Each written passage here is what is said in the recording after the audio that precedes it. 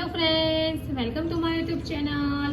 તો આજે હું તમારી સાથે ઉનાળામાં જમવાનો સ્વાદ બમણો કરે એવું ચટપટું કાંદા કેરીનું કચુંબર લઈને આવી છું। આજે કચુંબર છે એ ખૂબ જ ટેસ્ટી એવું છે અને ખૂબ જ ઝડપથી બની જાય એવું છે। તો ચાલો આપણે શરૂઆત કરીએ કાંદા કેરીનું કચુંબર બનાવવાનું। તો એના માટે મેં અત્યારે આ રીતે જે તોતાપુરી કેરી આવે છે તે લીધી છે। આ જે કેરી છે તે સ્વાદમાં થોડી મીઠી હોય છે, તો આ કેરી આપણે લઈશું અને હવે આપણે આ જે કેરી છે એને આ રીતે ચપ્પુની મદદથી પાતળી સ્લાઈસ કરી લઈશું।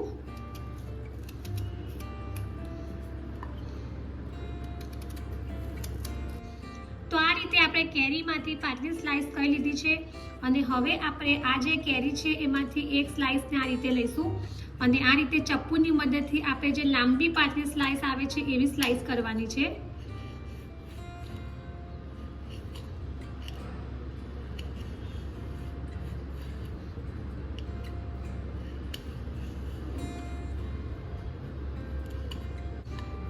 તો આ ટાઈપની જ આપણે સ્લાઈસ કરીશું। તો જે કેરી છે બાકીની તેમાંથી પણ આપણે આ જ રીતે લાંબી પાતળી સ્લાઈસ કરીને રેડી કરી લઈશું।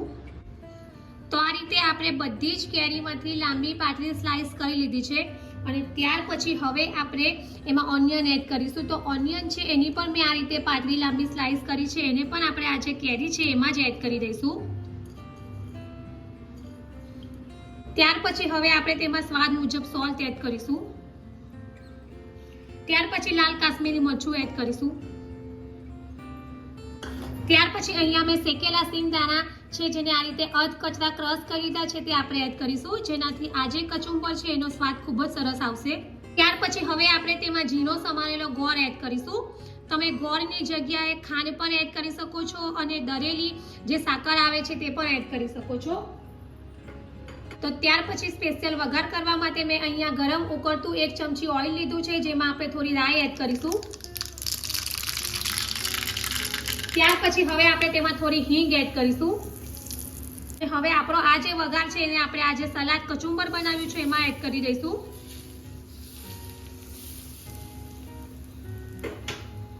અને હવે આપણે આ જે કચુંબર છે એને ચમચીની મદદથી આ રીતે મિક્સ કરી લઈશું।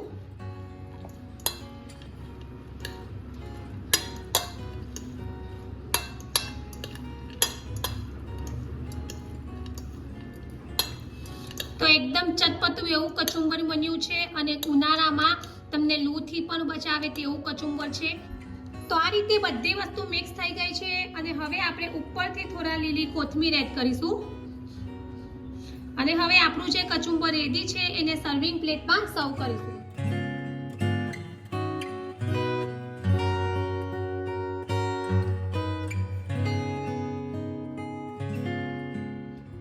તો રેડી છે આપણું એકદમ ટેસ્ટી અને ચટપટું એવું કાચી કેરી અને કાંદાનું કચુંબર। તો આ જે કચુંબર છે તે તમે કોઈ પણ રોટલી છે, પરોઠા છે, ભાખરી છે અને દાળ ભાત સાથે તો ખૂબ જ સરસ લાગે છે અને ઉનાળામાં તમને લૂથી બચાવે એવું છે।